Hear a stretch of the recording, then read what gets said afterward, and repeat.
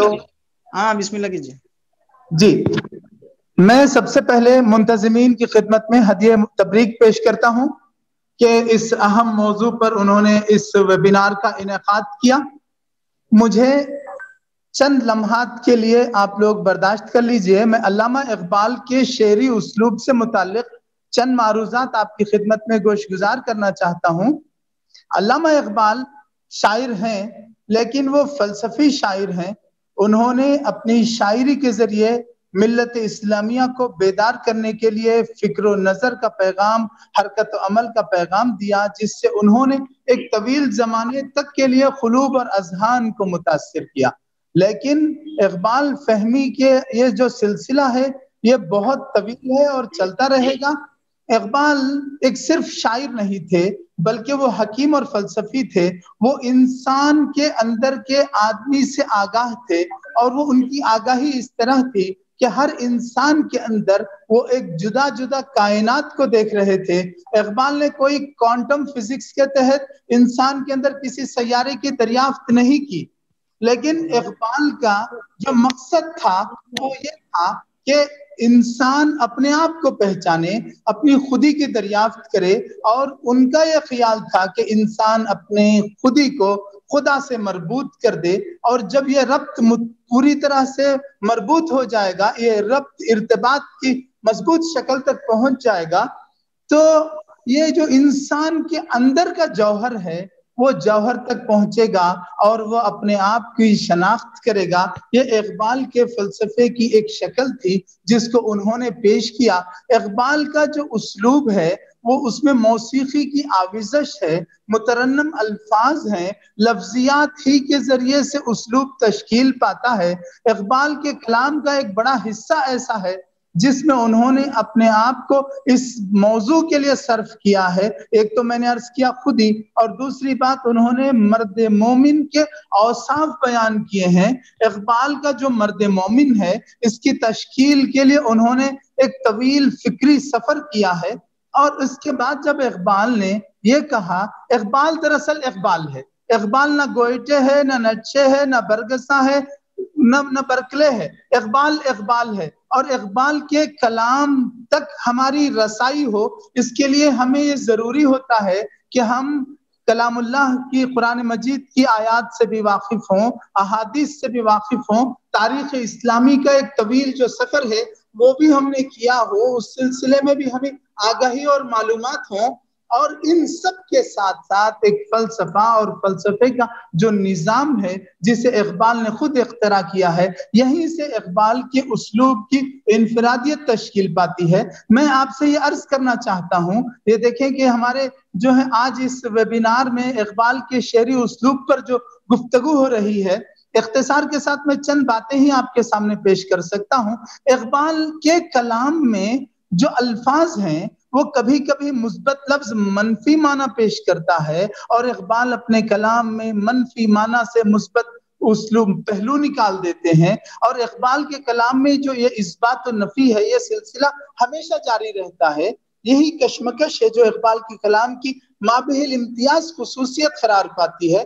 اقبال کے ہاں حق و باطل کی معرکہ آرائی بھی ہے، رزم بھی ہے. اقبال نے تو یہی کہا ہے کہ شرار بولہبی چراغ مصطفی سے جو برگشتہ رہتا ہے اور اس کے درمیان جو مقابلہ ہوتا ہے، تو اقبال یہ کہتے ہیں کہ انسان اپنے باطن تک جائے، اپنے بطون میں جو کائنات پوشیدہ ہے اس تک انسان کی رسائی ہو، اور انسان اپنے آپ کو مرد مومن اور مرد کامل بنائے. اور جب وہ مختلف نوع قدرت کے جو جلوے ہیں اور تجلیات ہیں ان کی چھوٹ کو محسوس کرتا ہے، اس میں ان جلووں کے قبول کرنے کی صلاحیت پیدا ہوتی ہے. یہی وہ قبولیت ہے کہ جس کے بعد انسان مرد مومن بنتا ہے اور اس کے قلب پر تجلیات پڑتی ہیں. حق و باطل میں وہ تمیز کر سکتا ہے. جہاں تجلیات ہوتی ہیں وہاں ظلمت کی کثافتیں دور ہو جاتی ہیں، کذب، چھل، مکر و فریب اور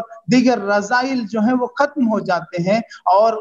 حسنہ جو اخلاق ہیں، اخلاق حسنہ وہ پیدا ہوتے ہیں. تو اسی کو اقبال نے بہت اہمیت کے ساتھ پیش کیا۔ اقبال کے کلام میں الفاظ کا تخلیقی استعمال، اقبال کی لفظیات مخصوص ہیں، اس کا کوئی انکار نہیں کر سکتے، کیونکہ اقبال کے کلام میں جو الفاظ ہیں، جو جس اپنے الفاظ کے ذریعے اپنے جہان معنی کی تخلیق کرتے ہیں، اس میں اقبال کا کوئی ثانی نہیں ہے۔ آپ ہزاروں اشعار سن لیجئے، لیکن جب کبھی آپ کے سامنے اقبال کا شعر پڑھا جائے گا اور اگر آپ نے اقبال کا مطالعہ کیا ہو، ان کا کلام آپ کی نظر سے گزرا ہو، آپ فوراً کہہ دیں گے کہ یہ شعر اقبال کا ہے۔ یہی وہ اسلوب کی خصوصیت ہے جس کے ذریعے سے اقبال نے اپنی خصوصیت کو، اپنی انفرادیت کو اور اپنے اختصاص کو اسلوب میں حاصل کیا ہے۔ یہ وہ رنگ ہے کہ جس کو حاصل کرنے کے لیے، اس رنگ کو اپنانے کے لیے بہت سے لوگوں نے کوشش کی، لیکن بہت کم لوگ اس میں کامیاب ہو پائے،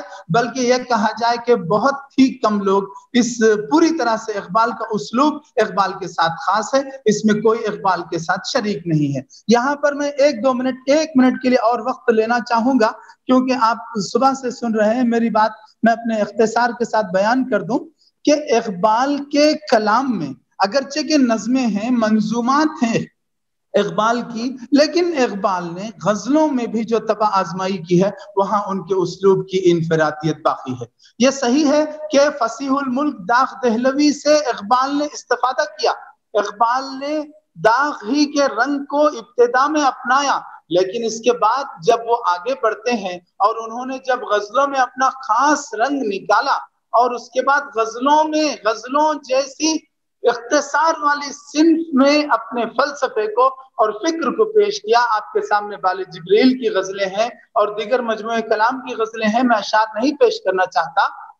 وقت بہت کم ہے۔ میں یہ کہنا چاہتا ہوں کہ اقبال نے ابتدا میں جو رنگ اپنایا تھا غزلوں میں داغ دہلوی کا، جو کہ نہایت ہی دل نشین اسلوب ہے، اس میں اقبال کے ہاں ترنم کی آویزش ہے، ان کے کلام میں فکر و فلسفہ پایا جاتا ہے، لیکن اس کے ساتھ ساتھ غزلوں میں داغ کا جو رنگ غالب رہا، اس کی وجہ سے اس میں چاشنی پیدا ہوئی، بے ساختگی پیدا ہوئی، دل آویزی اور دلکشی پیدا ہوئی، اور اقبال کا جو عشق ہے وہ اپنے اس عشق کا اس طرح اظہار کرتے ہیں اپنی غزلوں میں۔ اقبال نے خود کہا ہے کہ میں شاخ طاق ہوں، میرا ثمر ہے میری غزل۔ تو اقبال کی غزلوں میں ہمیں صوفیانہ پن نہیں ملتا، اس میں کوئی ابتذال نہیں ملتا، اس میں دلاویزی اور رنگینی اور دلبستگی کا سامان تو موجود ہے، لیکن ایسا محسوس ہوتا ہے کہ اقبال اپنی غزلوں میں جن مفہوم کو، جن خیالات کو انہوں نے بیان کیا، جن مضامین کو انہوں نے اپنی غزلوں میں باندھا ہے، ان میں عشق کی ایک ایسی آگ ہے جس میں وہ تپ رہے ہیں، لیکن اس کی تپش ہم تک پہنچتی ہے، قارئین تک پہنچتی ہے۔ اقبال کے کلام کے اسلوب کی خصوصیت ہی یہی ہے۔ آج یہ اقبال کے اسلوب شعری پر اس سیمینار، آن لائن ویبینار کا انعقاد نہایت ہی مستحسن اور قابل تحسین و تبریک اقدام ہے۔ میں منتظمین کی خدمت میں مبارکباد پیش کرتا ہوں اور اختتامی جملے یہ عرض کرنا چاہتا ہوں، میرا معروضہ یہ ہے کہ اقبال کا جو اسلوب شعری ہے وہ تمام اردو شعراء کی اب تک کی جو روایات، اسالیب اور مروجہ لفظیات ہیں، ان میں اپنا اختصاص اور اپنی انفرادیت رکھتا ہے۔ اقبال کے ہاں یہ جو کلام میں انفرادیت ہے، یہ ان کے اسلوب کی انفرادیت بھی ہے، فکر و فلسفے کی انفرادیت بھی ہے، ان کے خیالات کی انفرادیت بھی ہے، ان کے مضامین کی انفرادیت بھی ہے۔ حکمت اور فلسفے کی آمیزش کے ساتھ حرکت و عمل کا جو انہوں نے پیغام دیا ہے، یہ ان کی نظروں میں، ابھی مجھ سے پیش رو مقالہ نگاروں نے قرآن مجید کے جو اقبال کے کلام پر اثرات ہیں اس پر مقالہ پیش کیا، اور مجھ سے پیش رو ایک مقالہ نگار نے اقبال کی فکر اسلامی اور پان اسلامیزم کے حوالے سے بھی بہت ہی اہم گفتگو کی۔ ان کا ایک جملہ جو آخری کا تھا وہ یہ تھا کہ ہم جذبات کے ساتھ اقبال کو سمجھنا چاہتے ہیں، جبکہ اقبال کے کلام کے مطالعے کے لیے ایک گہری سنجیدگی کی ضرورت ہے۔ یقیناً میں اپنے پیش رو مقالہ نگار کے اس جملے کو دہرانا چاہتا ہوں اور یہ عرض کرنا چاہتا ہوں کہ اقبال کے کلام کی انفرادیت یہی تھی کہ اقبال نے اپنے کلام میں ایک فکر، فلسفہ اور ایک طرح کے جو ہے دعوت عمل کو انہوں نے پیش کیا۔ اقبال کے کلام میں سنجیدگی بھی ہے، اقبال کے کلام میں مستقبل بینی بھی ہے، اور اقبال نے یہ کہا ہے کہ میرے سراہی سے خطرہ خطرہ میں حوادث ٹپک رہے ہیں، میں اپنی تسبیح روز و شب کا شمار کرتا ہوں دانا دانا۔ میں اقبال کے اشعار نہیں سنانا چاہتا، ان کی فکر کے حوالے سے یہ کہنا چاہتا ہوں کہ عالم اسلام کے اتحاد کے لیے اور خلافت اسلامیہ کے احیاء کے لیے اور انسانیت کے لیے اقبال کے کلام کے کئی ادوار حالانکہ ناقدین نے